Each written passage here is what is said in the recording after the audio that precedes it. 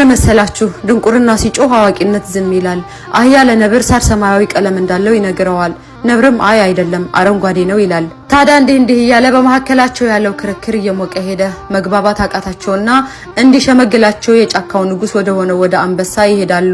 ከዛም አንበሳ ጋር እንደደረሱ አህያ የጮኸች ክቡርነቶ እውነት አይደል ሳር ሰማያዊ ቀለም አይደል ያለው ትለዋለች። ታዲያ አንበሳም በትክክል በማለት መለሰላት። አህያም አሁንም ወደፊት ጠጋ በማለት ነብር በኔ ሐሳብ አይስማማም፣ እኔን ይቃረነኛል፣ ስለዚህ አስቆጥቶኛልና እባክን ይቀጣልኝ አለች። አንበሳም በጥሞና ካዳመጠ በኋላ ለ5 ዓመት ነብር ምንም እንዳያወራና ዝም እንዲል በማለት ፍርዱን አሳለፈ።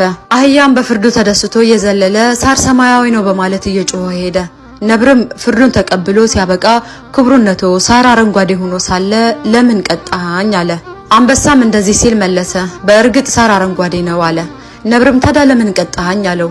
ታዲያ አንበሳውም እንደዚህ ሲል መለሰ፣ ሳር አረንጓዴ ወይም ሰማያዊ መሆኑ ጥያቄው ምንም አያደርግም።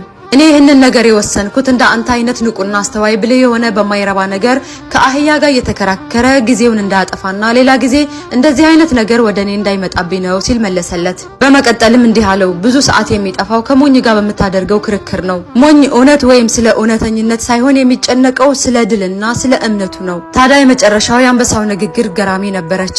ድንቁርና ሲጮህ አዋቂነት ዝም ይላል አለው። እናም ወዳጆቼ ከሞኞች ጋር የምታደርጉት ክርክር ትርፉ ድካም እንጂ ሌላም አይደለም።